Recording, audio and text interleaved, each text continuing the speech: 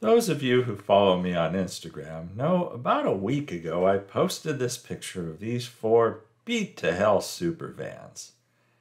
Well, I had come across a decal set for the super van that I had sitting around and thought I wanted to do one of them. So I narrowed down the 4 to 2, and then I settled on this Redline. And I decided, yeah, I'm going to do a Redline restoration on this. So, yeah, it took a little influencing to get this thing apart. Yeah, it has 2 posts, front and back, plastic base, metal body, the weird, funky, soft plastic glass that I don't know anybody who really likes it. But, stripped it in citrus strip, and then it was time to drill and tap the casting. Hit it with as Opa would have said, hit it with a little Earl. Every time I use this, I think of Opa. Anyhow, I drilled it and tapped it, and you'll see me tap it here in a second.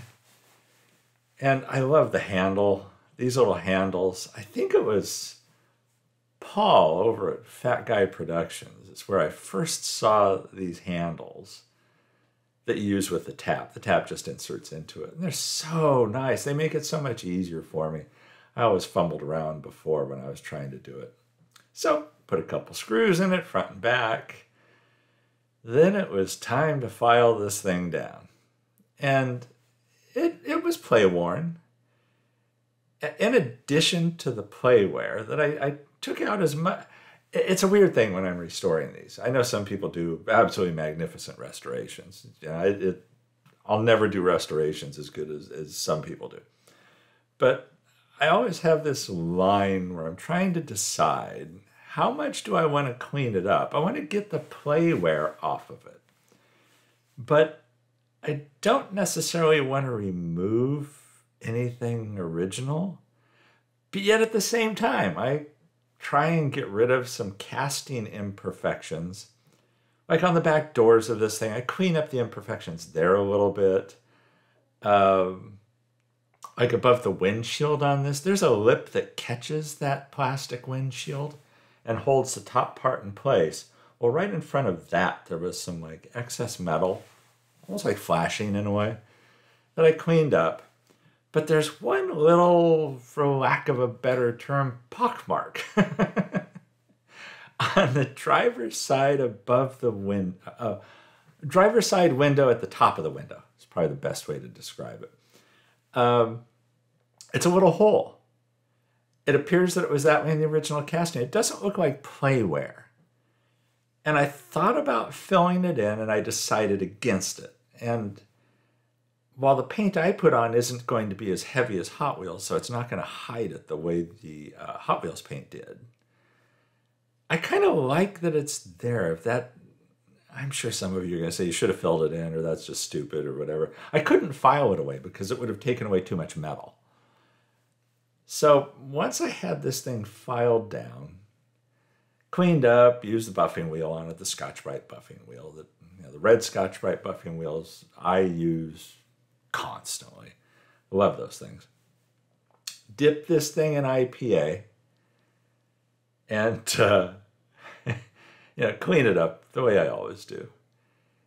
And I knew I was going to use color shot paint on this. I Rattlecan this stuff. I'm sure that doesn't come as a surprise to anybody who's watched my videos. I Rattlecan stuff. I'm particularly happy with the color shot paints recently. So there you see it after I've painted it. And there you see the decals. I hit this with a little micro set. I always like putting down micro set before I put a decal down and then micro sol afterwards. The decals, I'm not entirely happy with this set. There's some things that I guess I might consider them flaws in the decals, or they seem, first of all, slightly oversized compared to the original decals.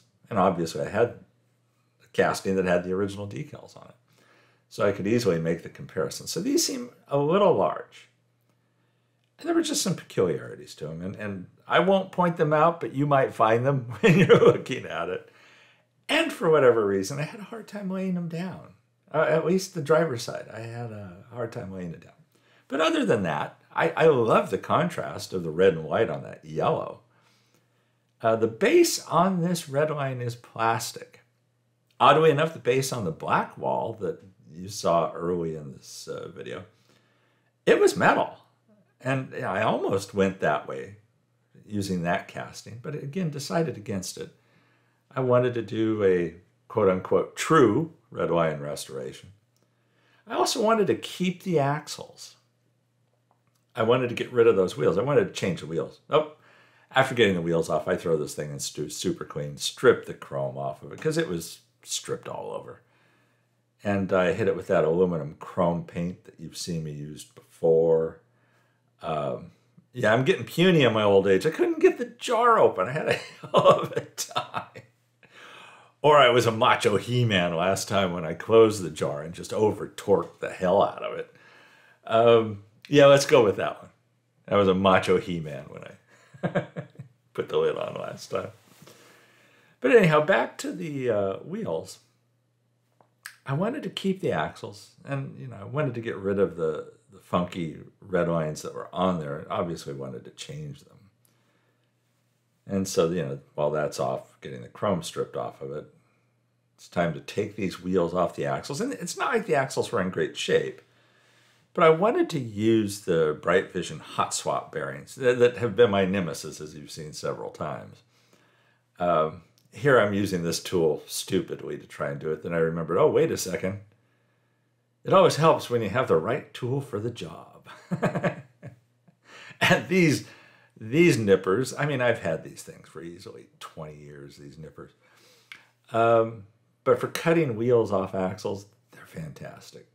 The shape of them works so much better than other types of cutters I've used.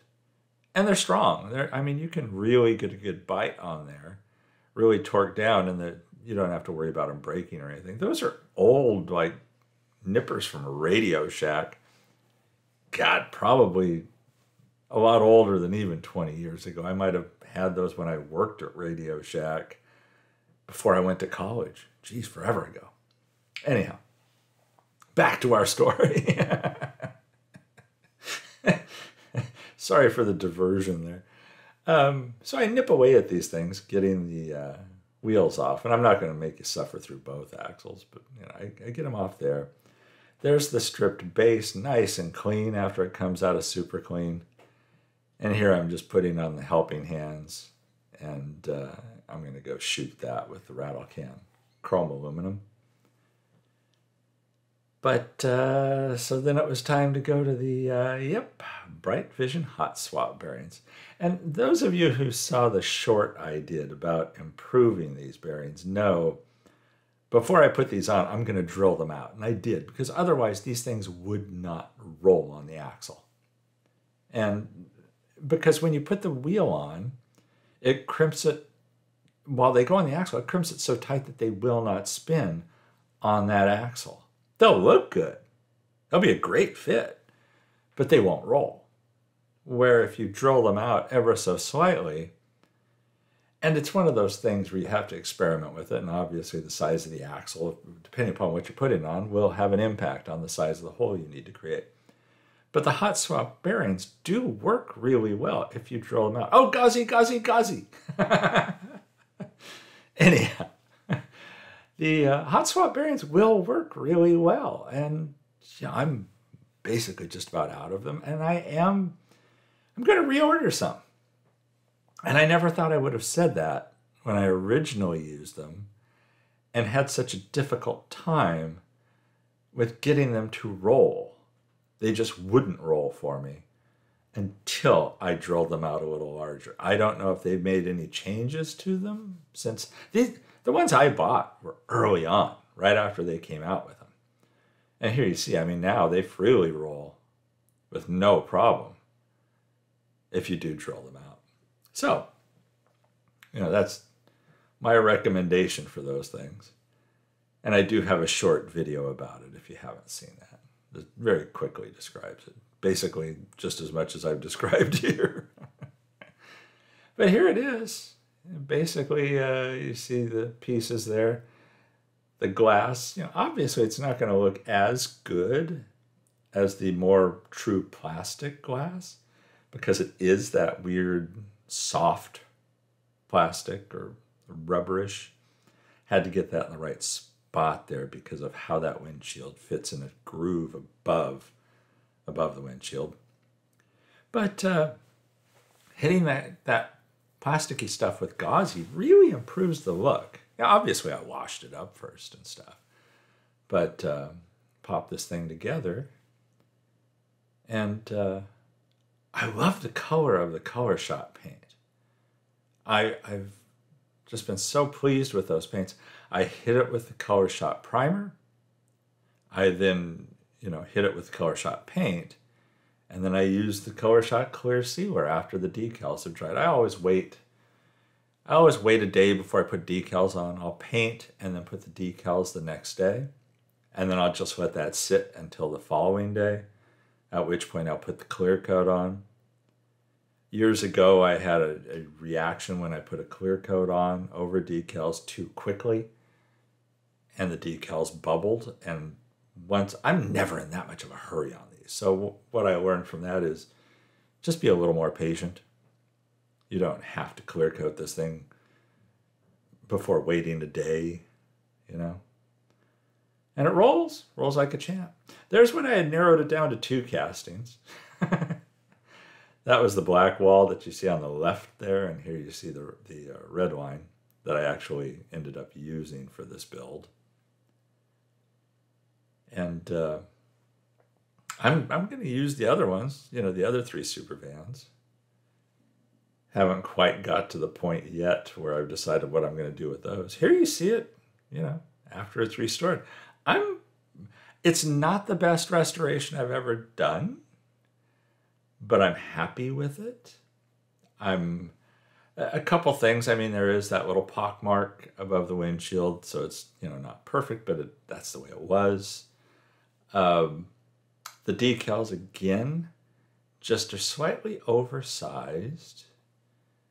But all in all, I think it's a pretty good looking little build. So I hope you like it too. Thanks for watching the video. Everybody stay safe and healthy out there. Catch you in the next one.